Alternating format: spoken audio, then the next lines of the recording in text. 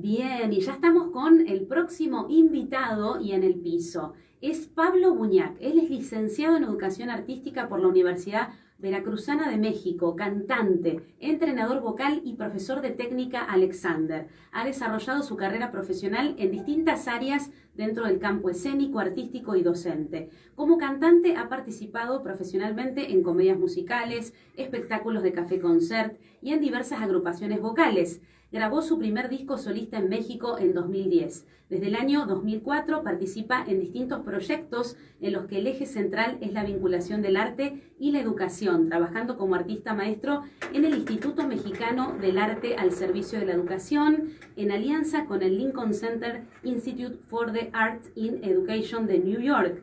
Como docente de arte y educación ha trabajado en México para diversas instituciones, y también durante más de 20 años se ha dedicado a la pedagogía vocal en instituciones y conservatorios de música en Argentina y México. Es profesor de la técnica Alexander, certificado por The Society of Teachers of the Alexander Technique en Londres, Inglaterra. Ha enseñado la técnica Alexander en distintos contextos educativos y profesionales. Es miembro de Society of Teachers of the Alexander Technique, con sede en Londres, y miembro cofundador de la Asociación de Profesores de la Técnica Alexander de México. Es impresionante lo que ha desarrollado esta persona que está con nosotros, y es un gusto porque ha podido desarrollar lo que tenía en su corazón y por eso está con nosotros. Así que muy buenas tardes a Pablo Buñac.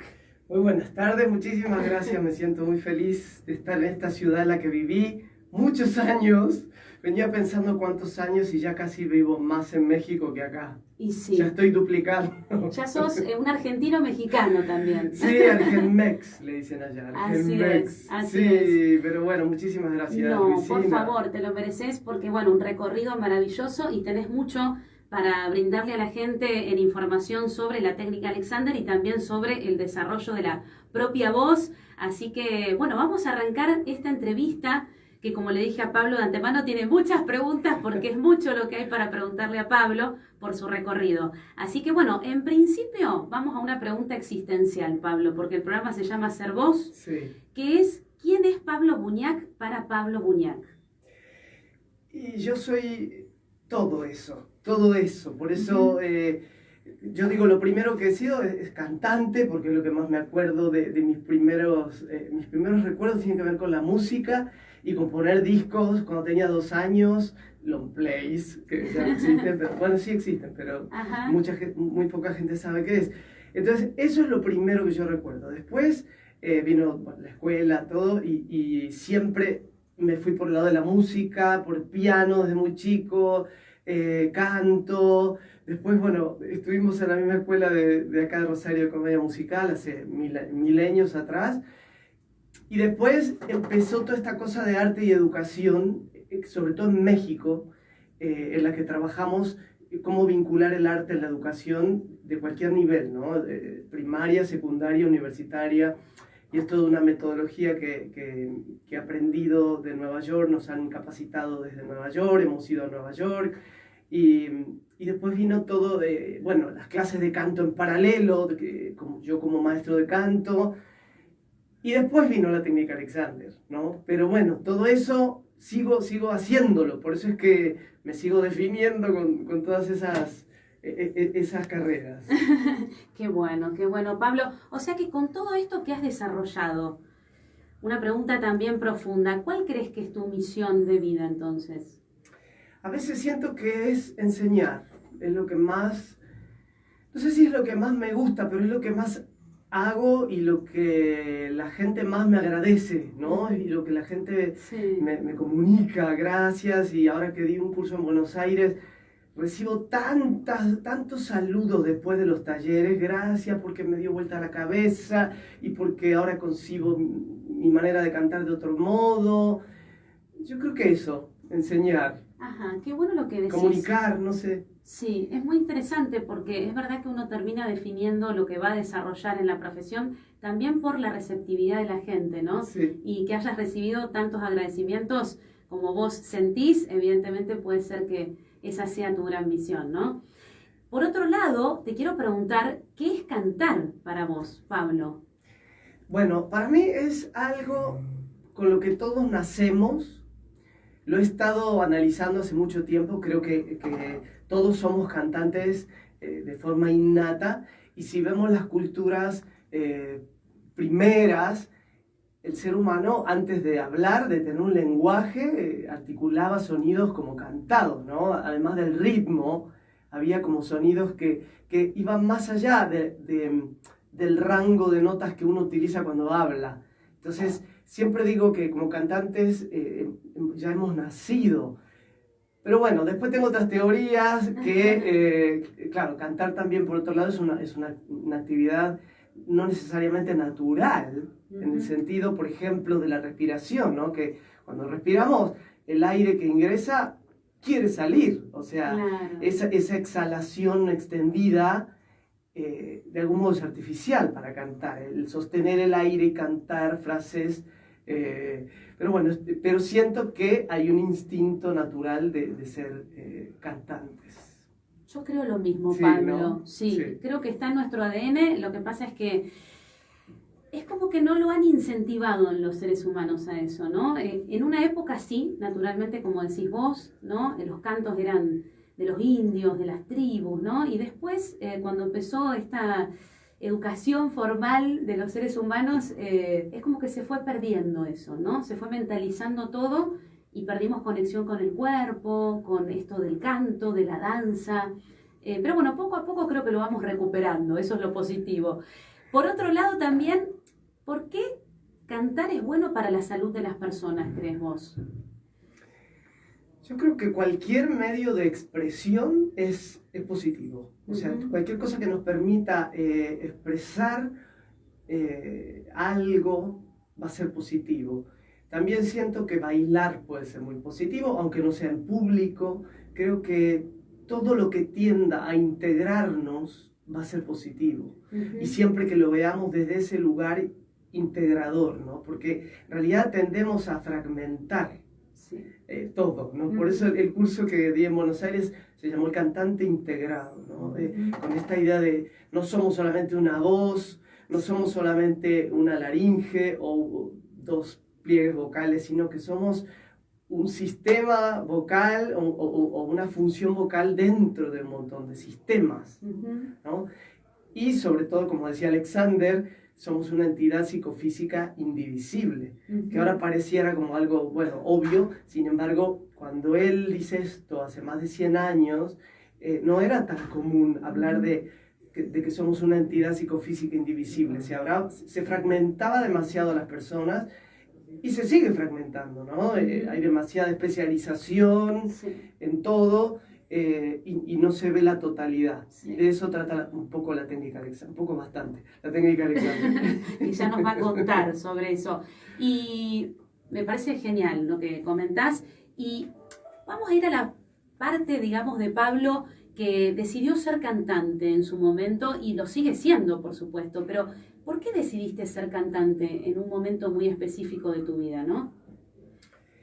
Yo había estudiado Derecho bastantes años, como 5 años había estudiado Derecho, idas y vueltas, ¿no? La privada, la estatal, no era lo que yo sentía que era mi camino de vida. Yo nunca sentí que ese era mi camino, me gustaba estudiar porque soy muy estudioso y cualquier cosa me gusta estudiar. Entonces, cuando yo entiendo de qué se trata, me fascina, hasta matemáticas me puede encantar. Entonces, Derecho me gustaba estudiar. Era muy bueno para memorizar y podía hacer mis exámenes, pero yo no me visualizaba ejerciendo como abogado.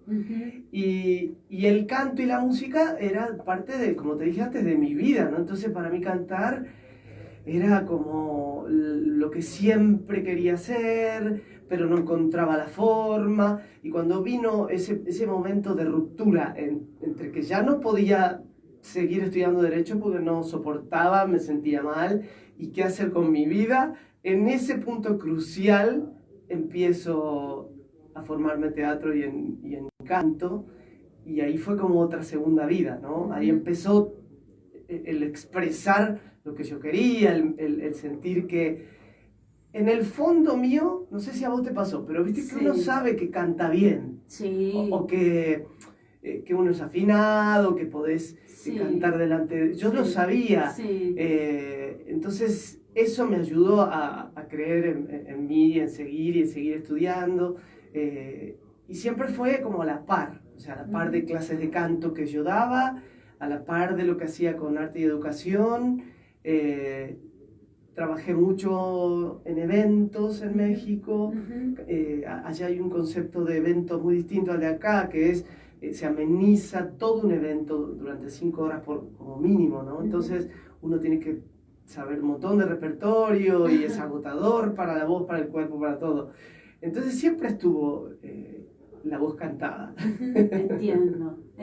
Siempre. Y justamente te quiero preguntar qué significó para vos grabar un disco y en México, aparte. Y eso era algo, en realidad, era algo que yo tenía pensado. Yo quería grabar un demo, porque nunca tenía, o sea, yo decía, soy cantante, Sí. y no tenía elementos, por ejemplo, no tenía página web, o mi página web no era muy linda, y no tenía buenas grabaciones. Sí. No sé en tu caso, yo en mi caso iba grabando un tema por acá, un tema por allá, Sí. con un tipo de acompañamiento, con otro tipo de acompañamiento. Era un juntadero de cosas. Entiendo. Entonces dije, yo tengo que grabar un buen demo, bien producido, con una coherencia de 5 temas, Sí. o de 3 temas, y el productor me dijo, ¿no te gustaría grabar un disco entero, un disco completo?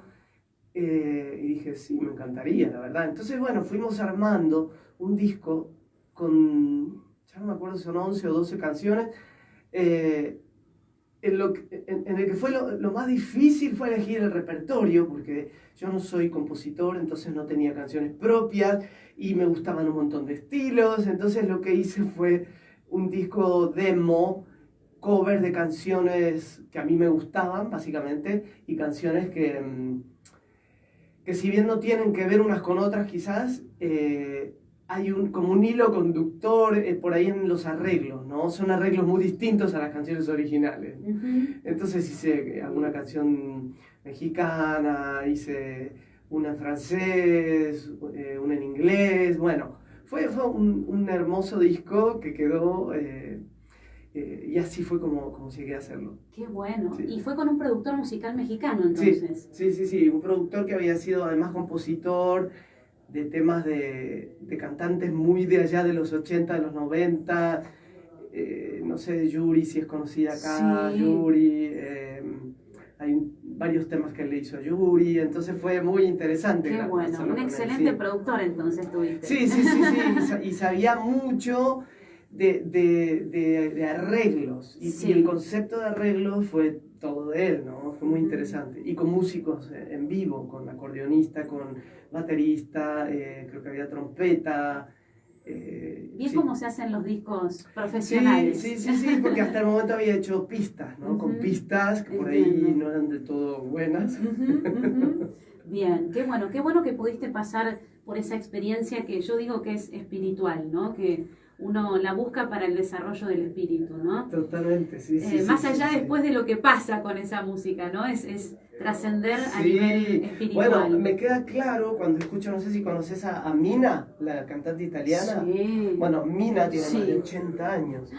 Y ella sigue grabando, ella nunca más se la ha visto, nadie la ha visto en entrevistas ni nada, pero ella sigue grabando todos los años un disco en su estudio personal que tiene en su casa.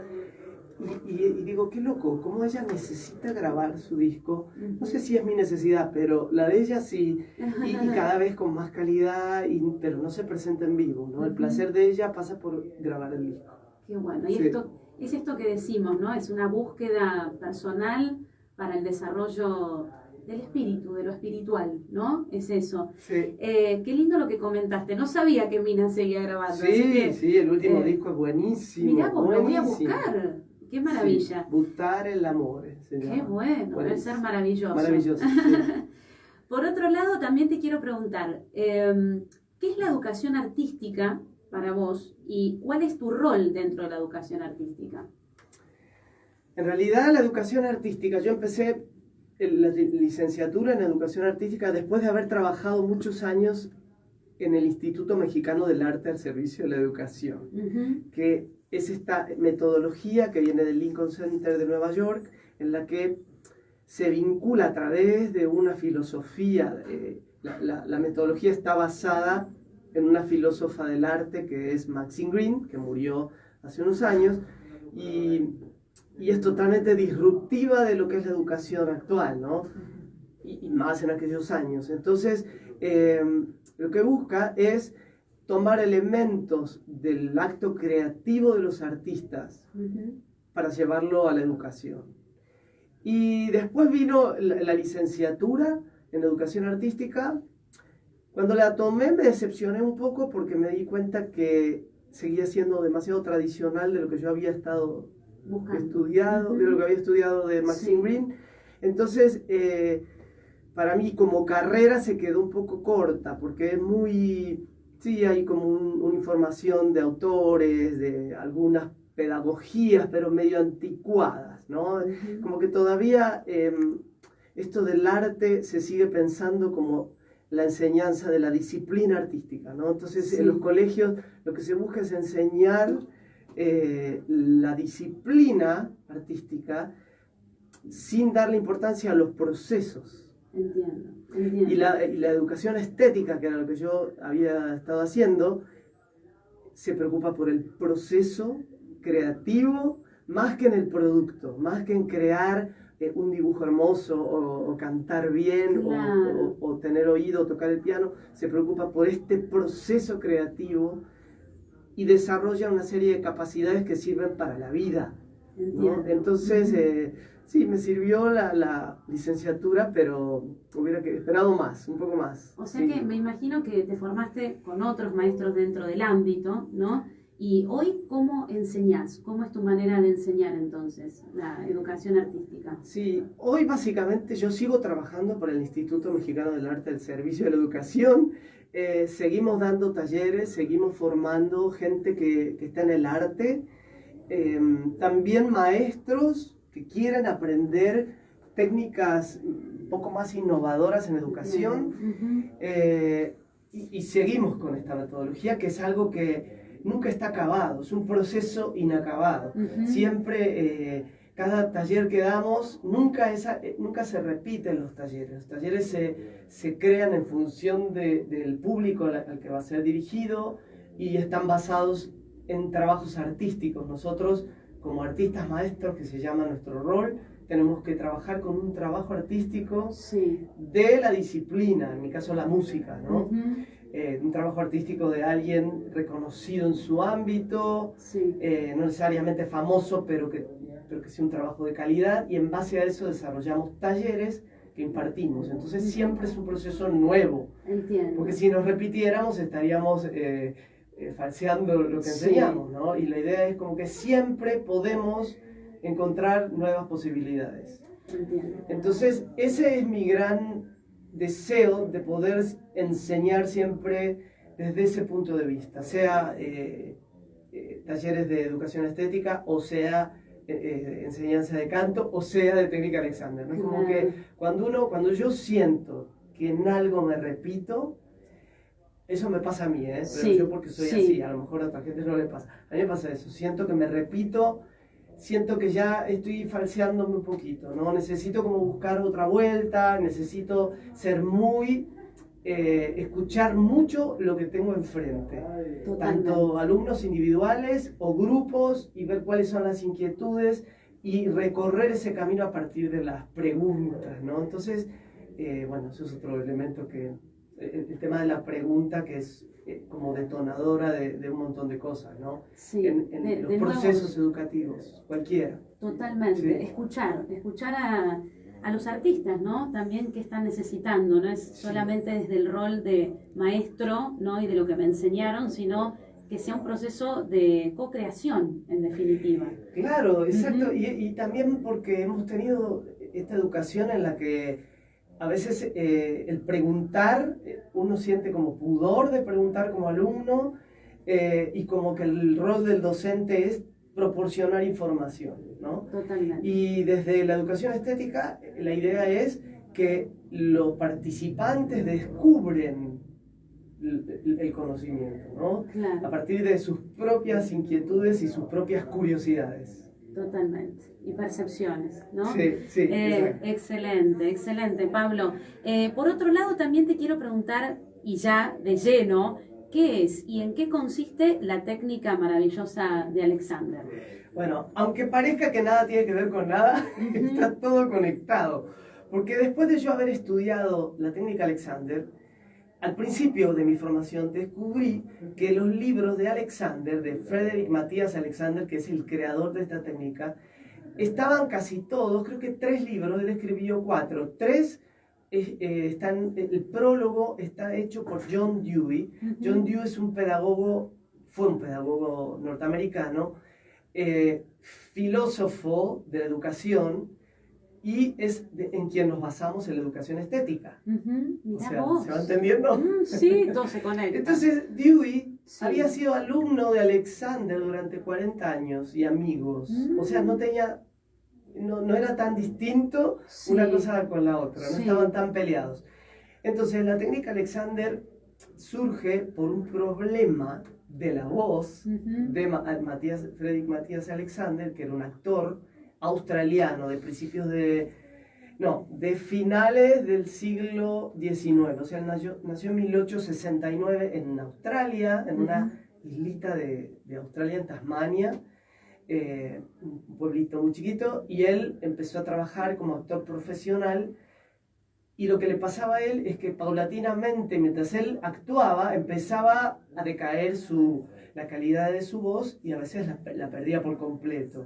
Entonces, durante muchísimo tiempo sufrió esto, hasta que decide investigarse a sí mismo con espejos, observar qué es lo que hacía, y ahí descubre un montón de patrones de tensión muscular, sin ser él científico, o sea, él como actor y muy curioso. Por eso creo que la curiosidad es la madre del conocimiento.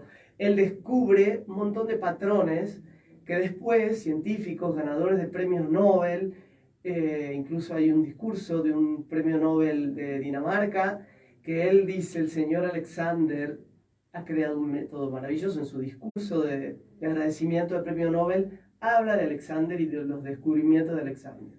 Qué bueno, qué bueno. Entonces surge como un problema vocal que después se traslada a todos los seres humanos, porque en realidad él se da cuenta que eso que él descubre en sus patrones de tensión los tenían todos de distinta manera, ¿no? Y va viendo que actores, se empieza a ser muy famoso en Inglaterra, fue maestro de George Bernard Shaw, de Aldous Huxley, de John Dewey.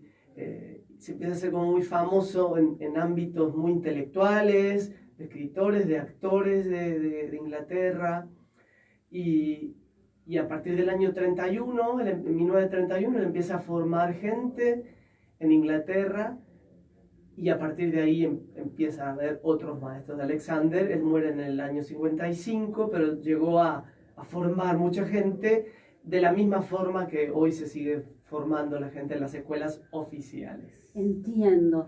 Y te quería preguntar, justamente para que la gente entienda, ¿para quiénes recomendás la técnica Alexander? Bueno, esta es una pregunta que me encanta, porque uno podría decir, es como el psicoanálisis, ¿no? Que uno dice, todos necesitamos ir al psicoanalista. Ajá.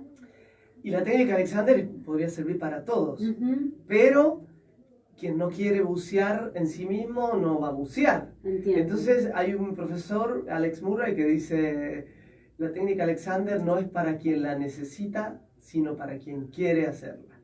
Totalmente. Entonces, quien quiera trabajar en sí mismo, trabajar en esta integración cuerpo-mente, descubrir patrones habituales de tensión en su vida cotidiana, sobre todo si trabajan mucho con su cuerpo, en cualquier actividad, pueden ser deportistas, pueden ser chef, pueden ser instrumentistas, músicos instrumentistas o cantantes, donde hay muchos movimientos repetitivos que generan lesiones, que generan hábitos que se van reforzando y que luego dan dolores o incluso distonías musculares, que gente que tiene, yo he tenido alumnas con distonía focal, que es estas contracciones musculares que aparecen en muchos instrumentistas, y es espantoso porque pierden la capacidad de mover sus músculos a voluntad, ¿no?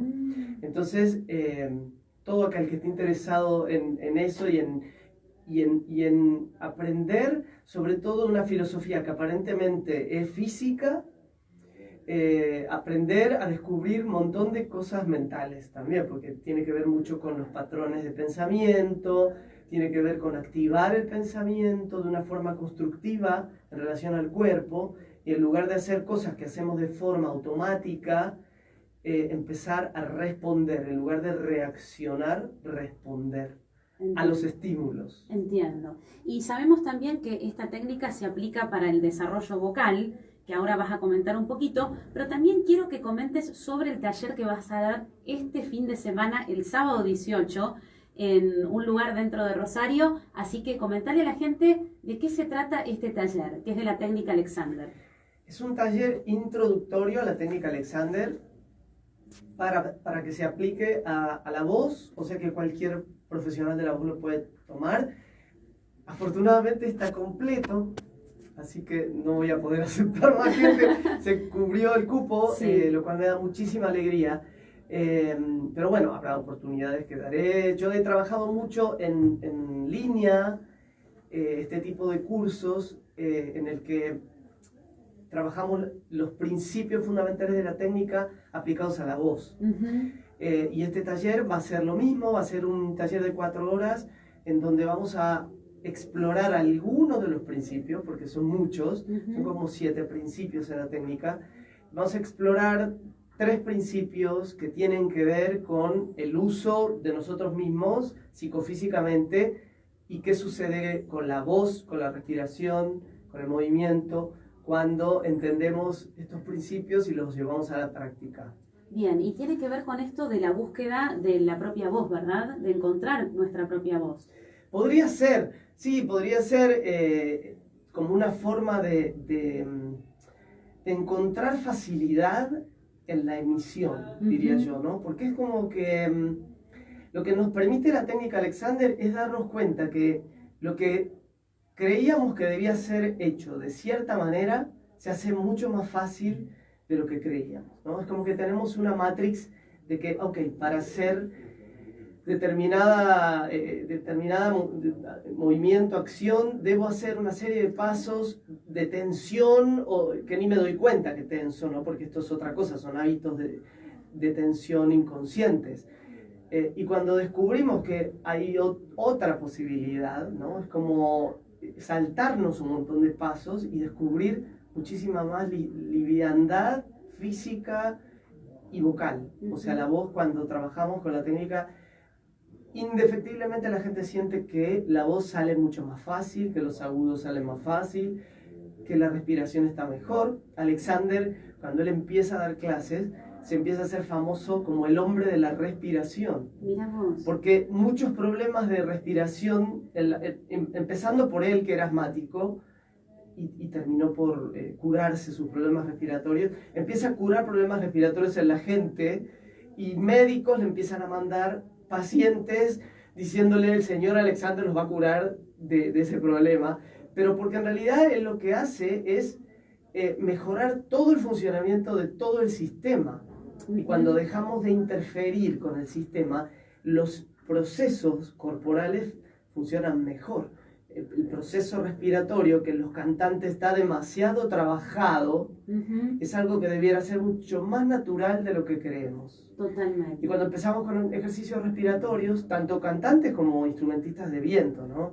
Empezamos a meter ideas que refuerzan hábitos de tensión, ¿no? Como el famoso apoyo, sí, que no siempre está entendido de una manera más holística o más completa a nivel físico, y lo localizamos en un esfuerzo, por ejemplo en el abdomen, ¿no? Totalmente. Sí, Pablo, la verdad que por lo que decís, es algo muy completo y que, bueno, genera esto de la integración, ¿no? De empezar a reconocer todas las partes del cuerpo y cómo se integran para el buen funcionamiento general, ¿no? De lo respiratorio, de lo vocal, de lo expresivo del ser, porque también cuando estamos en un cuerpo que está todo tensionado es como que sentimos que estamos encarcelados en el propio cuerpo y no puede salir nuestra esencia del espíritu. Así que me encantó que hayas pasado por este programa, Pablo. Es maravilloso todo lo que contaste porque es súper interesante y da para hacer un programa completo de 2 horas, mira, porque es mucha información rica y que por supuesto estoy segura que le interesa mucho a la gente poder encontrarse con su propio cuerpo, con la voz también propia, a través de todo esto que tenés para enseñar. Así que te deseamos lo mejor desde Ser Vos. Esperamos que, por supuesto, sigas avanzando en todas tus cosas. Y por último, para cerrar, decí tus redes sociales, Pablo.